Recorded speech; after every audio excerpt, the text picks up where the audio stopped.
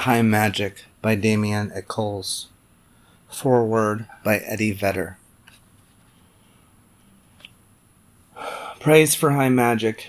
You would be hard-pressed to find a contemporary teacher of magic as skilled, accomplished, and committed to this ancient and sacred spiritual art as Damien Echols. His mastery comes from years of disciplined and dedicated practice while unjustly incarcerated. Damien took advantage of both his isolation and time and learned all he could about the magical realm. He practiced tirelessly until it became as much a part of him as his own breath and blood.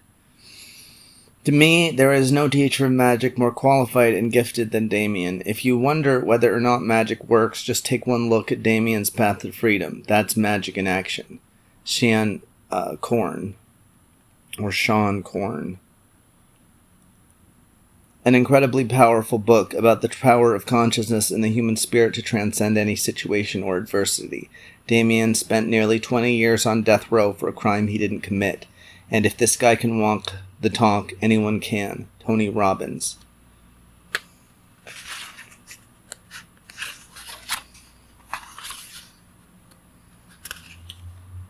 High Magic, a guide to the spiritual practices that saved my life on death row. For Eddie Vedder.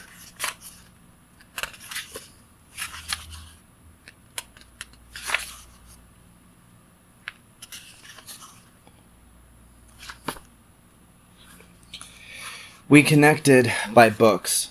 Beyond the case of the West Memphis Three, beyond the predicament, Damien would give his wife Lori a selection of books he had read and pass them on to me. I have many a volume with the name Damien Echols written on the inside of the spine. I always marveled at the wide range of subject matter and how a person on death row was able to provide me with so many novels I had never heard of before. Not only did I know Damien as an innocent man, but an educated one as well. On the rare occasion we could set up a phone call, it would start with how he was doing. We would discuss the case a bit, hopefully with some progress to report, talk music maybe, but then back to books, always books. It was always infinitely frustrating when a robotic programmed voice would uncaringly interrupt our call to say, "You have 30 seconds. It is virtually impossible to wrap up a deep conversation or thought in that limited amount of time, yet another forced inconvenience that felt like torture. When Damien was finally released in the summer of 2011, he bestowed upon me his well-worn prison ID badge. It had a Riley Place sticker of Jack Skellington's head positioned on top of Damien's face. He also presented me with a small paperback book, Llewellyn's Astrological Pocket Planner, a moon phase journal of sorts.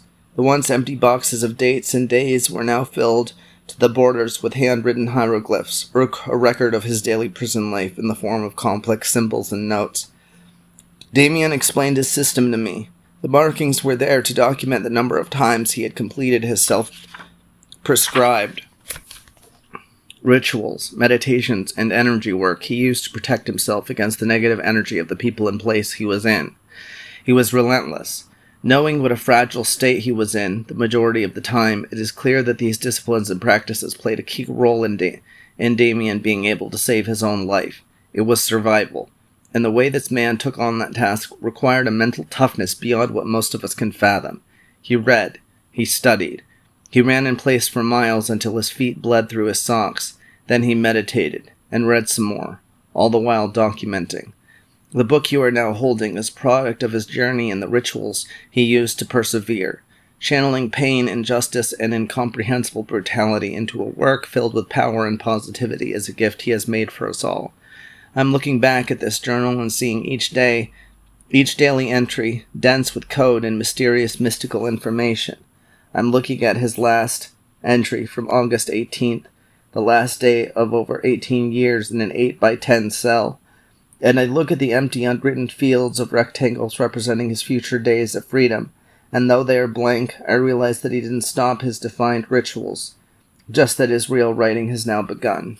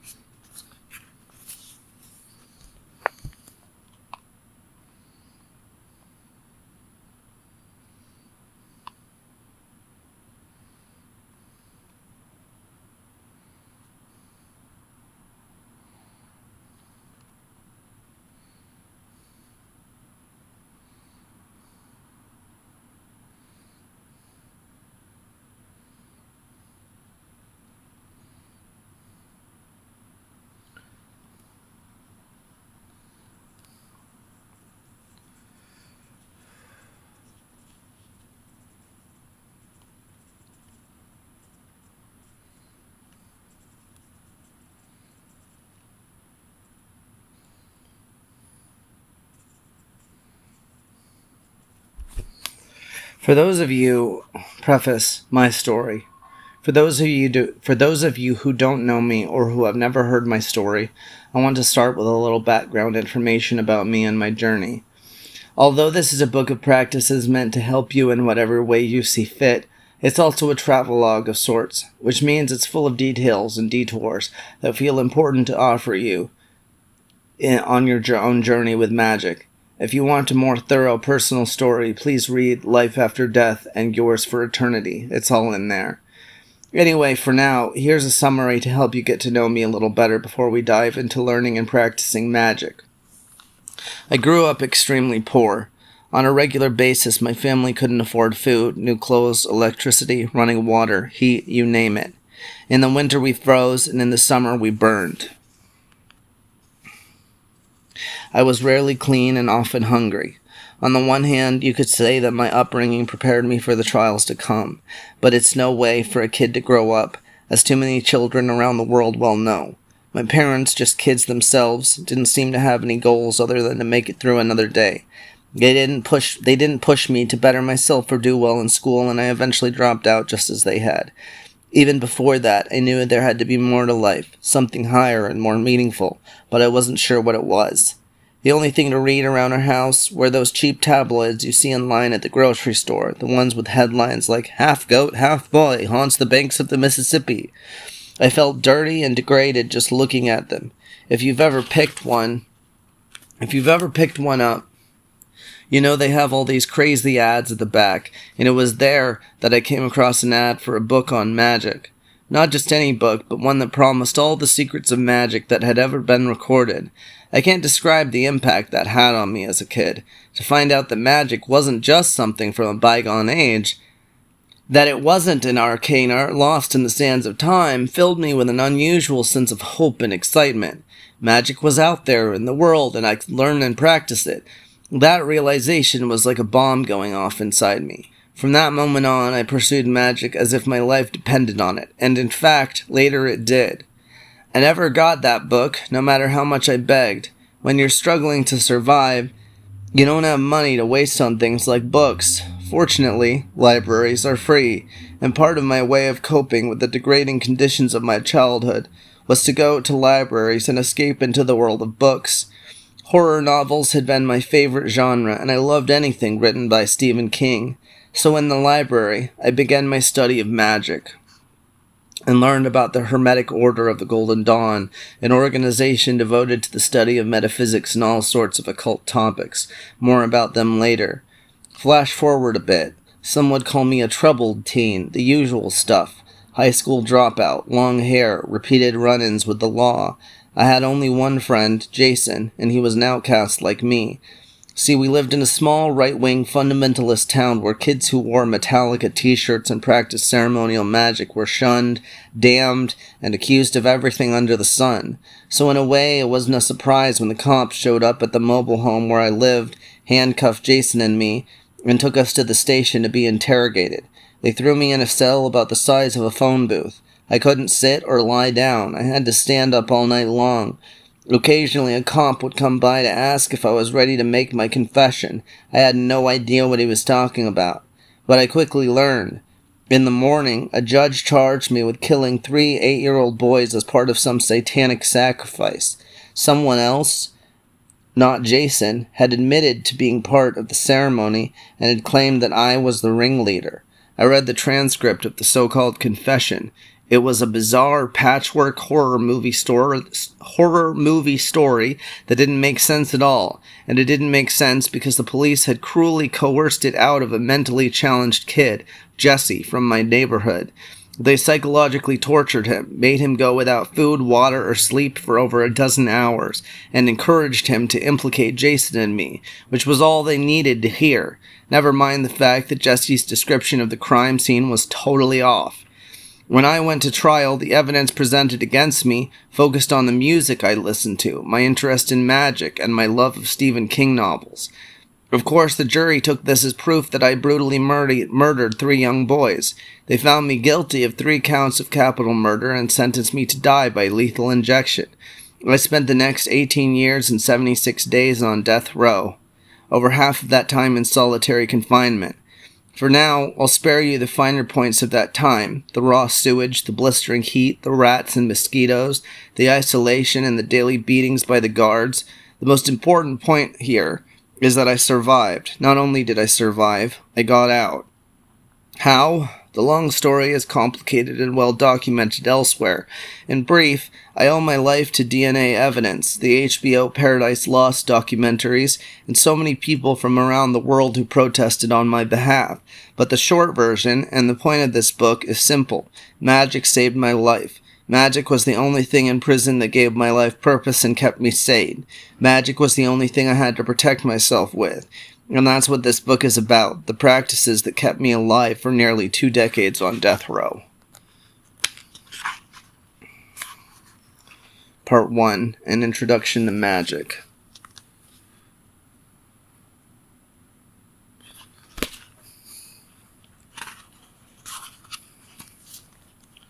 Why I learned magic. Why learn magic? First of all, you're already doing magic. With every thought, word, and deed, you are influencing the world around you and determining what comes your way.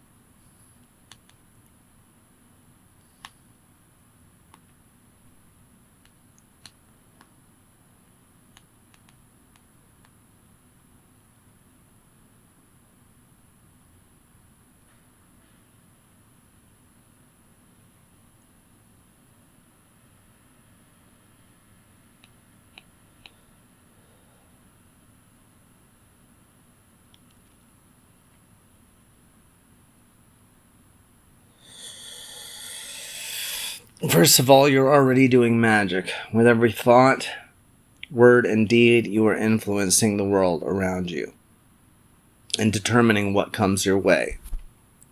Even when I was in solitary confinement waiting to be executed, I could still shape my reality to a large degree. Granted, most people do this unconsciously. They make things happen in their lives without giving it a second thought. The only difference between a magician and your average person on the street is that a magician does magic intentionally. In my opinion, if you're constantly exerting influence on reality, it's a good idea to learn how to do it well. I think spiritual visionaries have always been powerful practitioners of magic. The prophets of the Old Testament, Jesus, Muhammad, Lao Tzu, and Gautama Buddha, just to name a few. These people devoted their lives to spiritual evolution for the benefit of everyone. When someone asked the Buddha, "What are you? Are you a god or are you a man?" the Buddha simply replied, "I'm awake."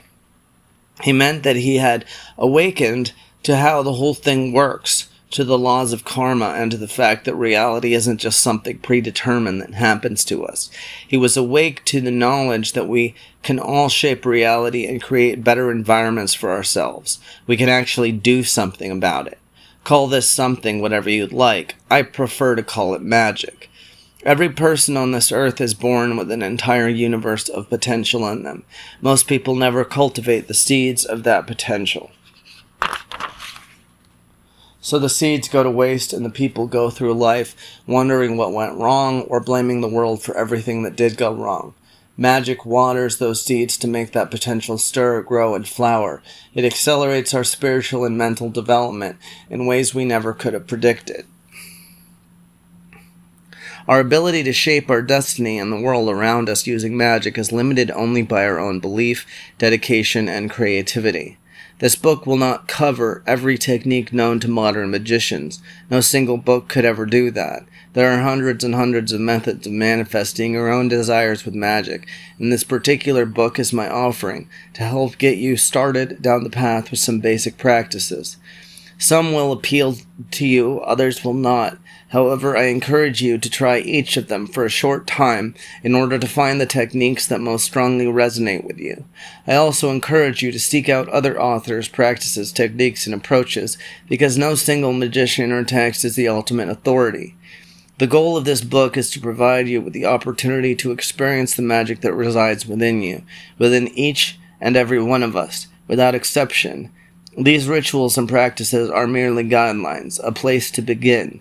Once you begin experiencing magic, you will never see life the same way again. You'll grow increasingly aware of the currents of energy active all around you, and the interactions between energy and the material realm.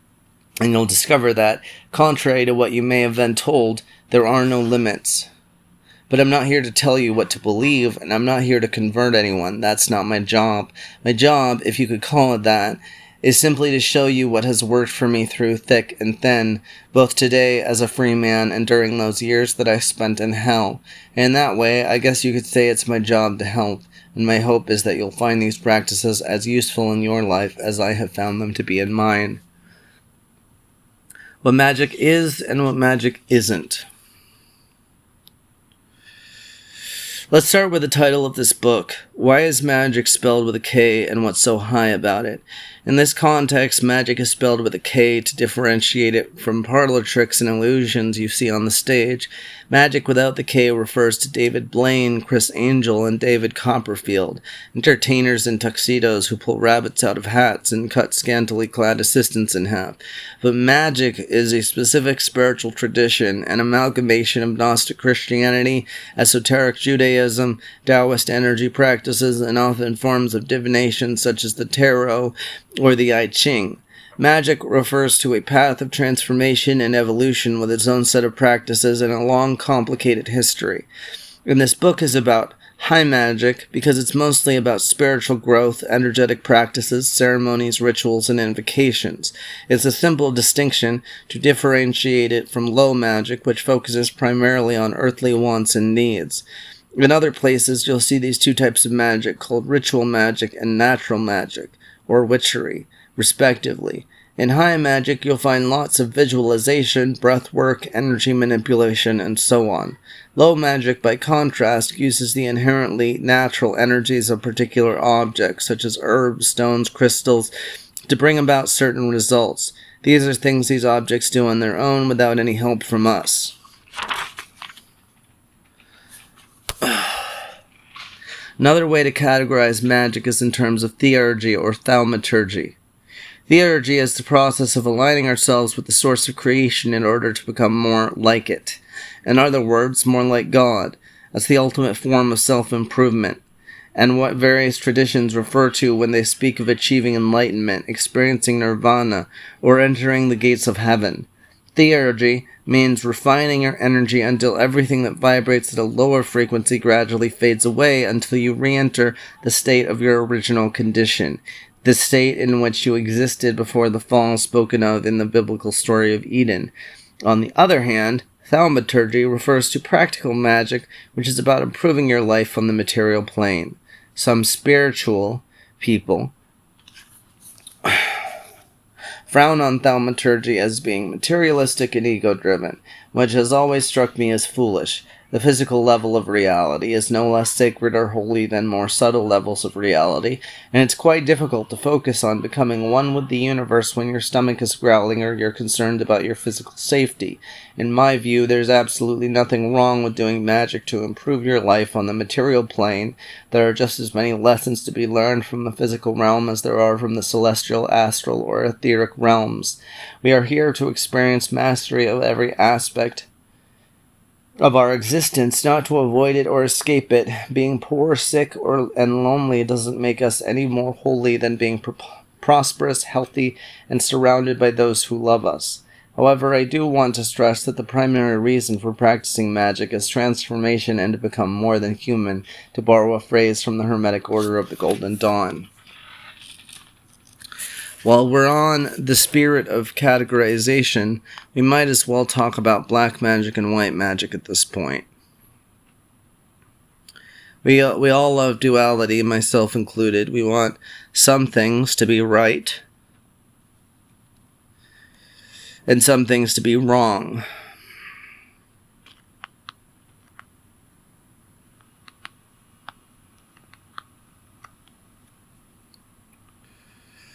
Even though our lives are complicated and multicolored,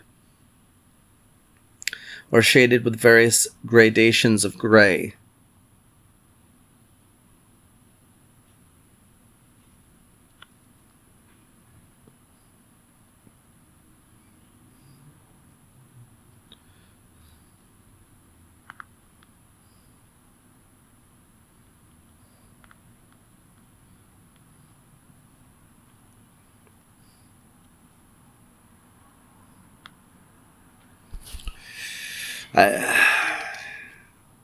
Gradations of gray. We still hold tightly to notions of black and white. Of course, we could say that some acts of magic are entirely white, for example, invoking the purest forms of divinity for the highest reasons, and some are clearly black, say causing pointless harm on innocent people.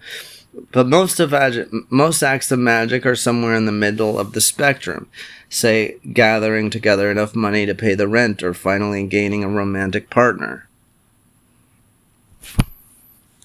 Some people would say that black magic is anything that attempts to influence other people, but that's a tricky distinction. If that's how we define it, then we're all expert practitioners of black magic. Parents attempting to get their children to bed on time, spouses trying to win the argument, every advertisement for the latest movie, car, or fashion craze. Persuading others is just part of life, but that doesn't make us mages in the black arts.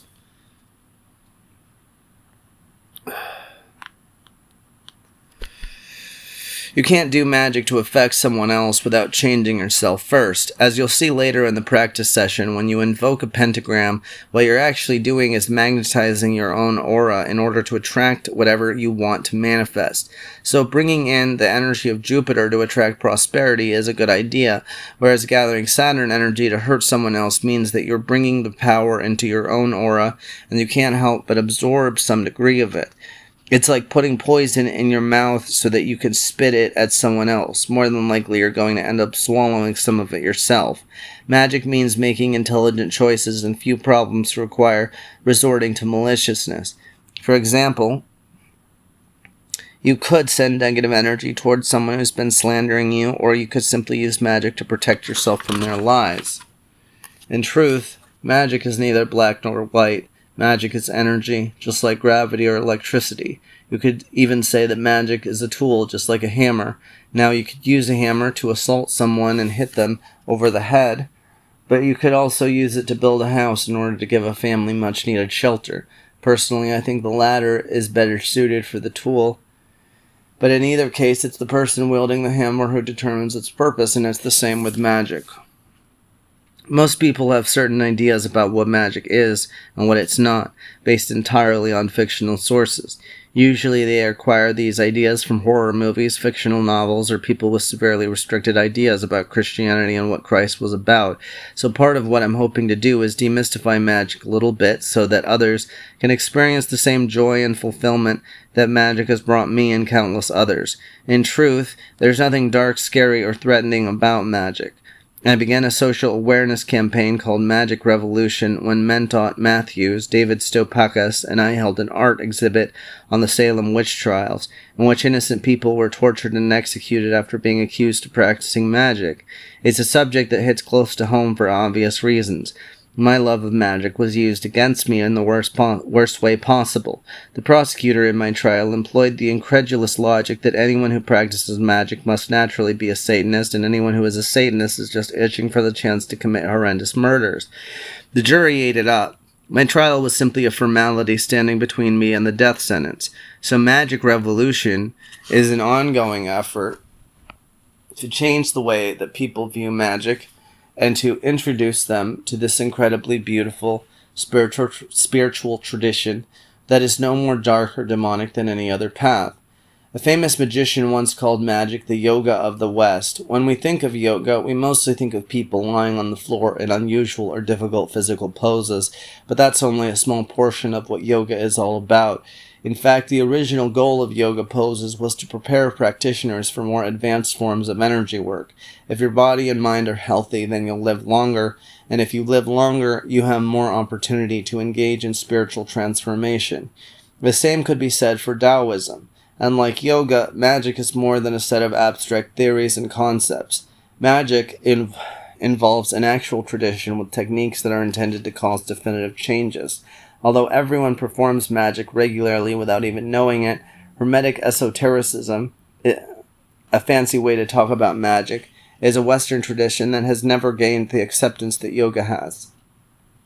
Magic's lack of widespread approval is due in part to the fact that practitioners of magic in its various forms were seen as a threat to the early Christian church, and that perceived threat continues to this day.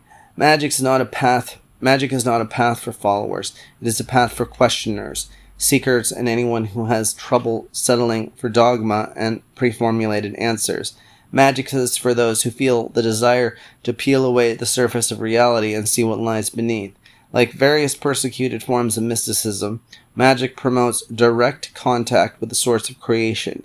Institutions that are invested in societal control don't like this, of course, and do what they can to get rid of anyone and anything that might challenge them. Magic doesn't rely on dogmatic threats and dubious prophecy.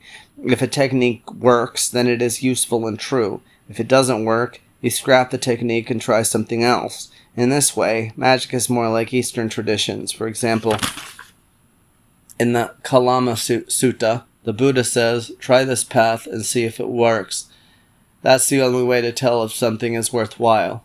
In a discussion about magic, a friend of mine once said, "I want to believe, but I can't make the leap into actually believing." I thought that was a profound thing to say. A lot of people feel that way, but can't quite articulate it. I responded as I often do when this topic comes up. Magic isn't some kind of belief system that you have to subscribe to. It's a series of techniques, and these techniques work regardless of your belief in them. So I encourage you to try the practices in part 2 of this book and see for yourself. Before we go on, I want to circle back and get clear about what magic is, so here's a simple breakdown for you. Magic is a way of being and seeing that involves particular techniques that perform various functions to manifest our desires, to shield us from external sources of energy, mostly negative, to activate our internal energy centers, to attune us to the currents of energy active in our lives, the world, and the larger universe. Magic is both an art and a science. Some techniques are known for providing specific effects, but results vary, as they say, because every person is unique and their relationship with energy is different. It's essential to try the practices, really delve into them, pay attention to what happens, experiment, and tweak the practices accordingly. In the beginning, you'll probably find that magic is nothing like you thought it was going to be. Just try to remain open to the process and move forward with an open heart. One of the surprising things you'll discover is that magic is sentient. It can make itself known to you, but only if you practice long enough to refine your senses to the point that you can actually receive the messages it's trying to send. Someone recently asked me what role love plays in magic. For me, magic is love. Whenever you bring in divine light to manifest one thing or the other in the world, what you're actually doing is pulling in love. This is why real magic is never a dark or scary thing, because the very act of practicing magic brings you into harmony with the divine, no matter what name you call it. When you practice magic in this way, you become a better person, and that makes the world a better place. Helping other beings is what love looks like in action. And practicing magic in a way that brings more divine energy into your life means that you help everyone you touch. When you send a thought form to someone, say someone close to you who needs healing of some sort, what you're actually sending them is love in the form of divine light. And the reason you do so is to make them whole, to make them happy. What we normally think of as love is actually nothing more than attachment.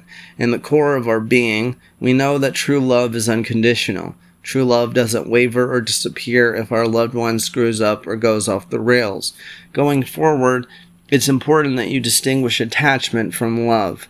The foundation of Magick is all about living in harmony with love, manifesting love, and applying that love in the world. In this way, we become co-partners with Magick in the ongoing act of creation. Finally, Magick is a journey. It's a continuously unfolding path that has no end. You can study and practice Magick for the rest of your life, and you will still never learn anything that it has to teach you. Still never learn everything that it has to teach you.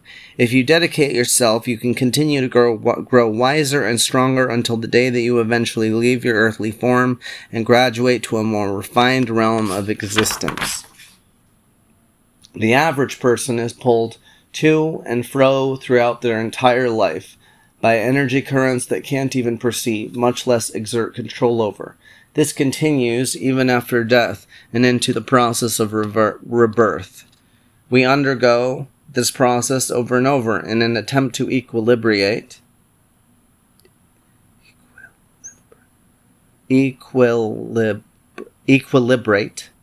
and balance our energy.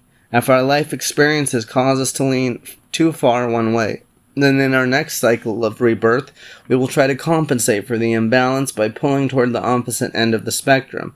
For example, a person who wrestles with being overly selfish in one life may attempt to regain energetic balance by becoming overly generous in their subsequent life. Magick is a way of achieving that balance in a single lifetime, so that the process of rebirth is under our control. The most powerful magicians become like the Buddhist bodhisattvas, no longer enslaved to the wheel of karma, but capable of choosing when and where to manifest for the highest good. All of our memories and experiences remain intact so that we can apply them going forward, as opposed to forgetting everything and beginning from scratch with each round of rebirth.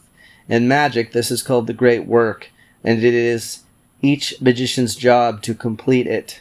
Being able to manifest our desires and shape the world around us in this lifetime is seen as an added bonus of the process, not the end-all goal. Ideally, you have a better understanding now of what Magick is and what Magick isn't. I am hoping that something here has ignited some curiosity or even passion in you, and that you're ready to get started. Part 2, Preliminaries. Why spell books don't work. Since I was a child, bookstores and libraries have always been special to me. They feel like storehouses of wisdom, and I'm amazed that for a small fee I can purchase a condensed version of someone else's life experiences and hard-won lessons. Among other things, through other people's books, I can learn to avoid the mistakes they made.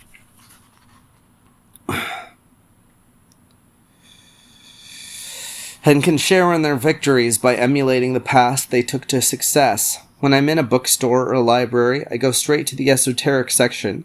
As you might guess, I'm looking for new books on Magick. I want to see what other people are doing. Maybe they've discovered something new, or perhaps they've discovered some new variation on a method I'm familiar with. What I'm really hoping to find is someone who has delved into a new realm, or at least one that's new to me. But those types of books are few and far between. Mostly what I come across are spell books with titles like Love Spells or Prosperity Spells or something similar that offer the promise of obtaining something through magic. They're essentially recipe books that tell you to collect a certain list of items, follow steps in a particular order, and you're good. Well, when people take these books home and try them out and nothing happens, they think that magic doesn't work. They followed the instructions, but they didn't get what they were hoping for, so they conclude that magic is just superstition and just one more form of blind belief. I probably shouldn't say that spell books don't work. It's more the case that spell books don't work if you lack the proper understanding of how magic works and you haven't committed yourself to some crucial foundational practices. Unless you can direct raw power into spells, the books are worthless. You have to be able to put energy and intent and focus into your magic, otherwise spells and rituals are merely words. This part of the book is about getting clear on what the preliminaries are. These aren't things you do a couple of times and call it good. They're essential every time you practice magic. They're what makes your magic work. When I first became serious about studying magic, I came across elements that felt completely foreign to my life. Planetary energies, angels, gods, thought forms, or dimensions of reality.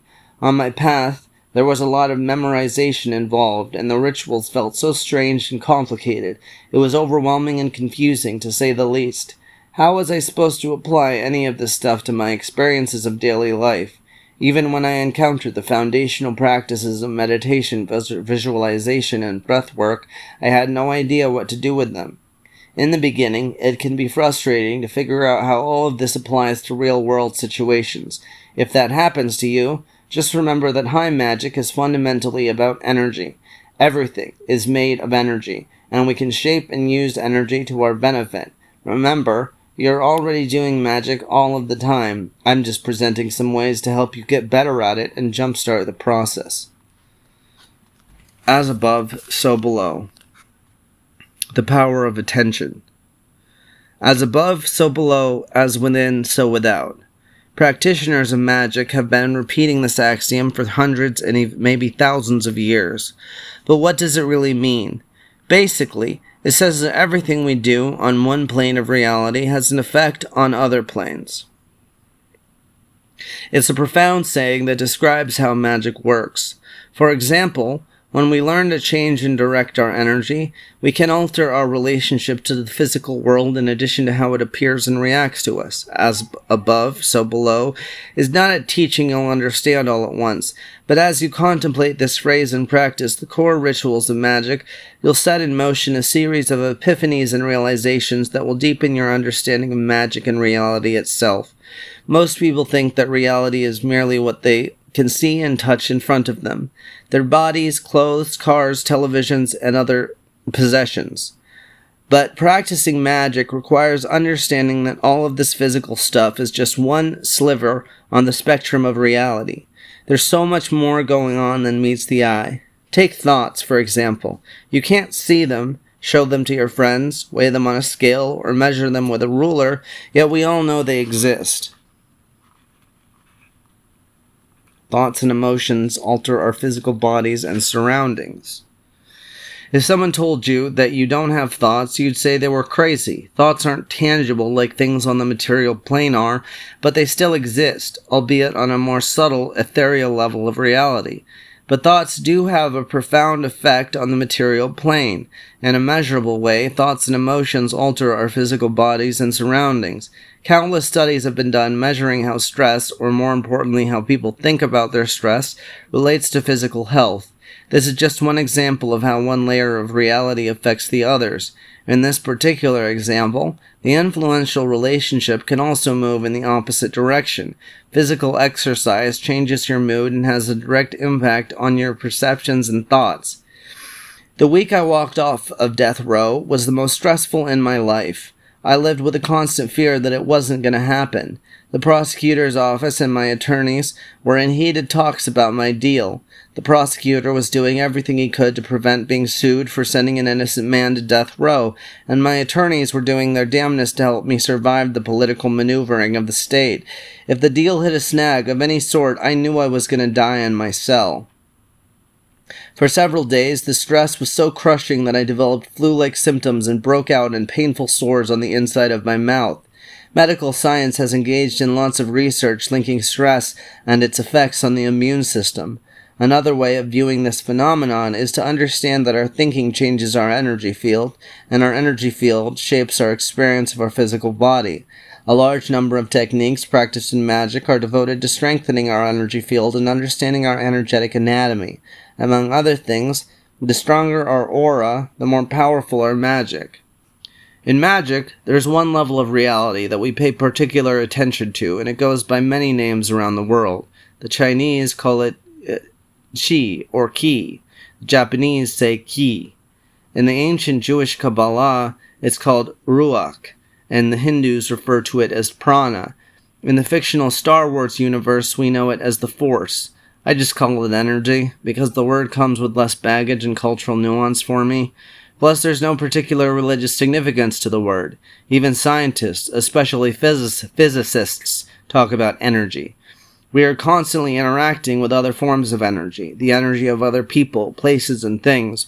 We absorb energy that is left behind after certain events have occurred. We are always bombarded by energy even if we don't realize it, and it has definite effects on us. In some cases, it can pollute our energetic field and clutter it with harmful debris that eventually turns into blockages. We take in an energy through all kinds of different methods, from the foods we eat, the water we drink, and the people we spend time with. Someone once said that we become a combination of the energies of the 4 people we spend the most time with. That's why it's important to surround yourself with people who teach you and make your life better. Also keep in mind that success and failure are both energies. If you surround yourself with people who are happy and successful, you can absorb and benefit from their positive energy. Like I mentioned above, each level of reality affects the others. Thoughts stir up emotions, and emotions determine how much energy you direct towards whatever it is you're thinking about. And the physical plane is where we can see the culmination of the process of energy manifest in various ways. This is where the power of attention comes in. Have you ever known someone who wallows in negative thinking to live a positive life? Our lives are largely determined by where we place our attention. In other words, our lives depend on how we direct our thoughts and the energy we invest in those thoughts. If you spend your time focusing on negative results, your life is probably not going to be very happy. And if you direct your energy into positive endeavors, chances are your life will be more positive than not. Of course, magic involves a lot more than the power of positive thinking, but it's important to understand just how powerful our thoughts are. If we worry too much about catching the flu, visualizing how miserable we'd be lying in bed, aching, fevered, and just feeling awful, we're putting a lot of energy on one particular direction, and we probably shouldn't be surprised if we end up getting sick. As Bob Proctor, an expert on the law of attraction, says, thoughts become things. If you see it in your mind, you will hold it in your hand. If you want a simple way to start doing magic, just change the focus of your thoughts and see what happens. At some point, my wife and I began a particular practice to get me off death row. We each repeated a version of the following affirmation at least once every day. Here's mine. May I be home, free from prison, living happily with my Lori. May it come about in a way that brings harm to none and is for the good of all. And in no way let this reverse or bring upon me or my loved ones any curse.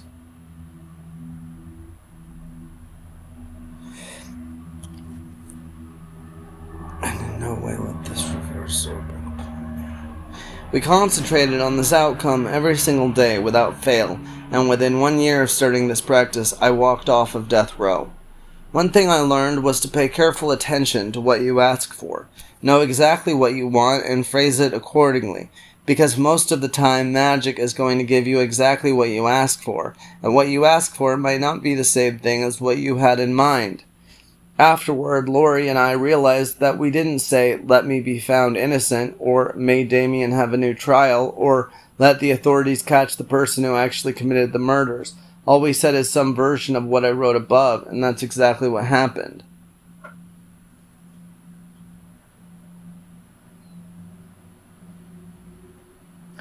It's also important to point out here that the deeper parts of our psyche don't understand words. That's not how they communicate. Fundamentally, those aspects of our consciousness use images, and if you keep reinforcing a particular image, say lying sick in bed, that's what it sees, not the story behind the image. That part of you isn't so good at detecting preferences. It just sees the picture. In one way of speaking, it starts running a program based on the mental image, which makes it more likely that the image will manifest in the material plane, and before you know it, you're lying sick in bed exactly the way you didn't want to be. I have a piece of artwork above my bed to constantly remind me of how powerful attention is. It's a print of the painting Daniel in the Lion's Den from the biblical story in which Daniel was thrown into a dungeon full of lions. The lions stand around him, eyeing him hungrily, but Daniel doesn't even look at them. Instead, he stares up into a shaft of light coming down from somewhere above with an expression of profound peace. It's as if he doesn't even know that he's surrounded by lions. The image means a lot to me. It reminds me not to allow negative circumstances to pull me down and to never wallow in misfortune, even though the world might say it's okay to do so. I want to emulate Daniel and to stay focused on the light no matter my situation, even when I'm surrounded by lions. All that matters is that light, the very light we shape and direct when we practice magic.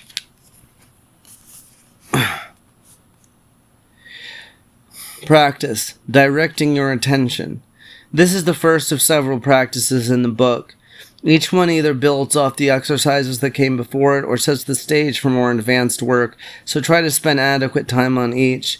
This one is fairly simple. It's about recognizing negatively framed thoughts and revisiting them in such a way that your consciousness aligns with positively framed versions of the same thoughts.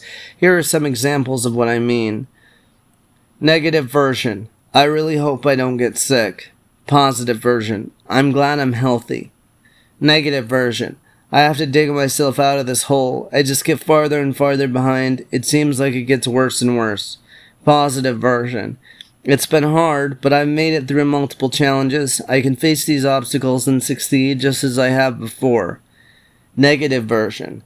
I don't want to get into another argument about this topic with my partner. Positive version. I can talk about this in a way that helps things toward a better resolution. Negative version. I can't lose weight. It's too hard. Positive version. Losing weight is difficult. If I put my mind to it, I can learn how to do it better and eventually arrive at where I want to be.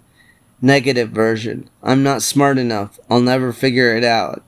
Positive version. There's something here that I'm not understanding.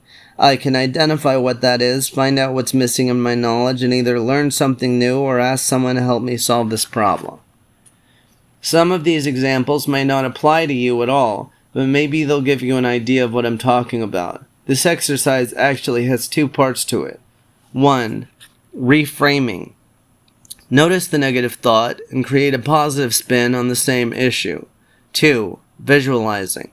Once you come up with a positive version of the thought, see what pictures you can add in your mind. For example, if you tell yourself, I'm glad I'm healthy, visualize yourself smiling, full of health and feeling good in your body.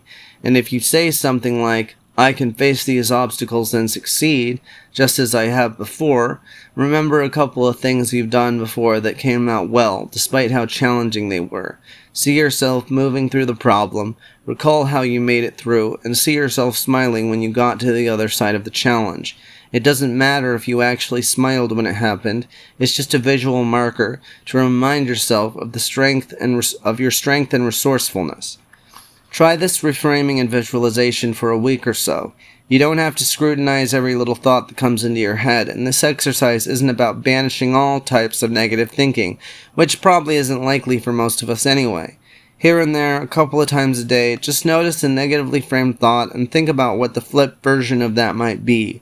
Add some mental pictures that go along with the statement and notice if this exercise or this way of reprogramming your mind to focus on attaining positive results has any noticeable effects on your daily life.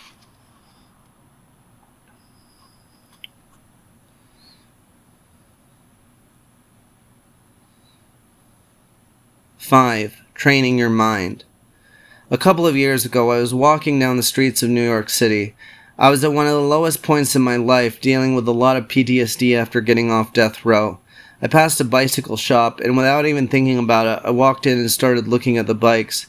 When I was a kid, I loved riding bicycles, but when I got out of prison and moved to New York, I was pretty certain that my biking days were behind me. Can you imagine riding a bicycle down the streets of New York City?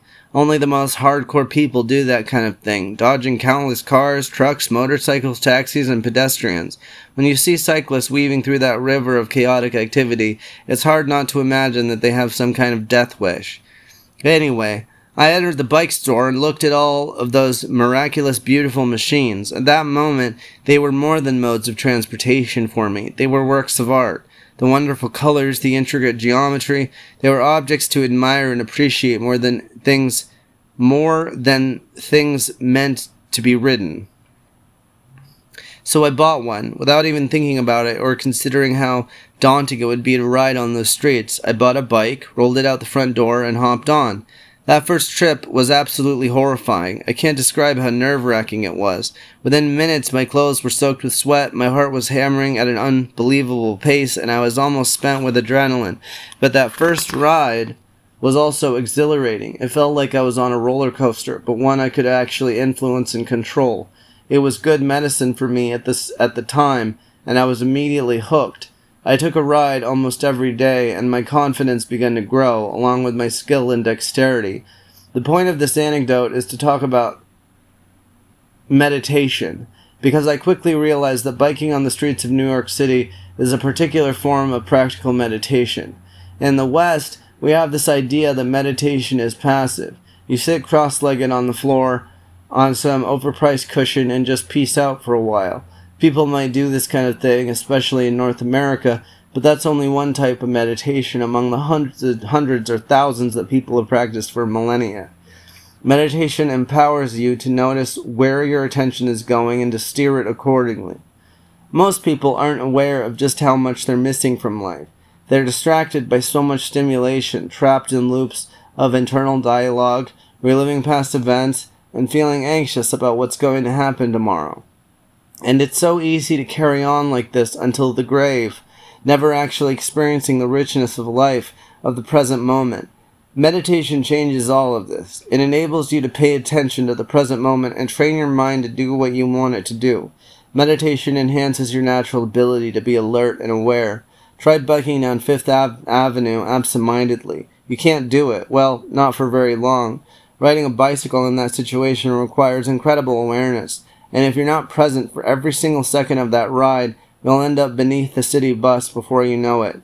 Additionally, a bicycle will actually drift in whatever direction your attention is focused. Remember the chapter on the power of attention, and if you've ever learned to drive a motorcycle, you know how important this principle is. If you look at the tree you're about to hit instead of the path you need to take to avoid that tree, you'll hit the tree every time. It's the same reason why they train race car drivers to never look at the wall. The drivers learn to focus their attention on the track and all the action going on around them. So this is why meditation is important. If you're not aware of precisely where your attention is, it's kind of hard to change that focus. Biking in New York is a demonstration of the primary principles of Magick in real time. Meditation empowers you to notice where your attention is going and steer it accordingly. In Magick, we steer it toward what we desire instead of on that which we fear. Most people think that the opposite of faith is disbelief. It's not. The opposite of faith is fear. Fear is the process of placing energy towards the outcome we most want to avoid. Faith, on the other hand, means directing our focus towards that which we want to manifest. We feed what we fear just as we feed what we hope for and desire. Meditation helps us see exactly where we're putting our energy and enables us to change the blueprint of our attention on the astral and mental planes. When we do that, we make it far more possible to manifest what we want on the material plane. Practice. 5 basic meditations. Some of you may have years of experience meditating. If that's true for you, just skim over the suggestions below to see if there's anything new to try. We'll get into more advanced meditation practices in part 3 of the book, beginning with the different versions of the fourfold breath. And for those of you who might not have meditated much, or maybe it's been a really long time since you last did it, try one or more of these options. Standing meditation. It's easier to do this meditation without your shoes or socks on. Find a quiet place to stand, relax your shoulders, and close your eyes. Feel the sensations involved with having your bare feet on the ground. What do you notice about that? Are there certain areas of your feet that are more in contact with the ground? Notice any differences in pressure and temperature. If you don't notice much, feel free to rock forward on the balls of your feet and then back towards your heels a little so that you can detect the changes in the different sensations. Note as many details as you can. Walking meditation. These instructions are almost identical to the standing meditation, with the important exception of keeping your eyes open while you walk. You can do this alone or in a place with others where you won't be disturbed. If you do it by yourself, find a quiet room that you can walk back and forth in, somewhat slowly but not exaggeratedly so. Feel the various sensations of your feet as they rise and fall in your normal way of walking. If this isn't too difficult for you, also turn your attention to what your legs feel like as you move around the room. Pay attention to the sensations in your ankles, your calves, your knees, and your thighs. See how detailed you can make your attention and know what comes up. listening meditation. To do this meditation, find a place to sit that offers various sounds outside at a park, in a restaurant, or in an airport while you're waiting to board your flight. You don't have to close your eyes for this practice, although some people find that it helps them focus. Listen to the sounds happening all around you. Take a few moments to distinguish them and pay attention to the contrast. Some sounds are nearby and some are far away. Some are louder than others. Some are pleasant, whereas others are grating. Take just a few minutes to appreciate the variety of sounds all around you, then land on one particular sound for a while.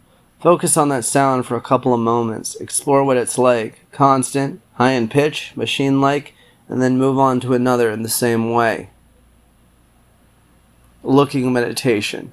It also helps to be outside for this one, although you can do it in a large room just as well. Pick something relatively close to you, a cup on the other side of the table from you, or maybe a nearby tree in the park. Check out all of the visual details you can find, color, shape, pattern, shading, or anything else you can see. Spend a couple of minutes on this object, and then turn your attention to something farther away, something yards away from you. Pay attention to this object in the same way, noting all of the different details, and after a couple of minutes, turn your attention back to the original object you examined. See if you can note any new features that you didn't notice before. Eating meditation. This particular practice doesn't take much more than slowing down and paying attention to the process of eating your next meal. You might want to do this alone and when you're not in a particular hurry to get to something else. For a lot of us, eating has become somewhat mechanical and speedy, and this meditation will help you appreciate the complex and delightful process of consuming your food. Just slow down, really focus on all of the textures and tastes you come across, and feel what it's like to swallow your food. The same meditation works with drinking juice, soda, or a glass of wine, but I don't recommend trying it with more than just a single glass of your favorite alcoholic drink. It gets hard to pay attention relatively quickly. These are all helpful meditations to add to your life, regardless of what other spiritual practices, including those coming up later in the book, you do on a regular basis. You'll probably detect that all of these are sensory-based practices, and as such they tend to be active and tangible meditations, which is a great way to warm up to some of the more complicated practices you'll be doing. Give one or more of these a shot for a week or so, trying it out at least once daily. Of course, you'll notice more results in your mental clarity and alertness if you do it more often than that. For now, do what you can and see what happens.